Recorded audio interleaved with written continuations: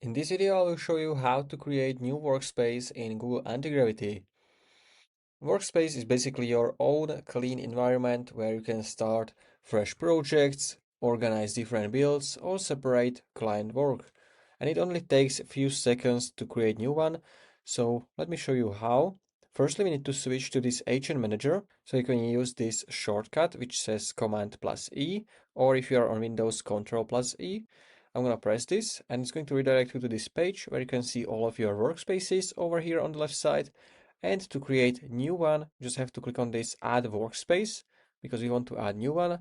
And from this menu, you can also open a new remote workspace, but in my case, I will just create a new one with my folder. So what I can do, I can click on open folder.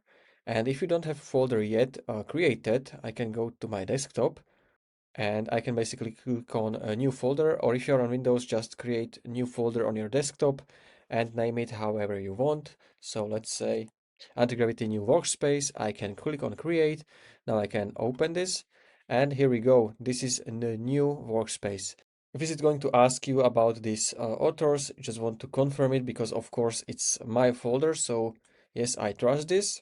Can click on this workspace and here you can add, for example, a new conversation to it. And if I type something over here, it's going to add to this a new workspace. And you can add new conversation as well. And if you want to switch again to editor, you just want to click on this open editor or again Command plus E on your keyboard. So this is my Antigravity new workspace and now we can work over here. If you found this video at least a little bit helpful, please consider subscribing for more tutorials like this one.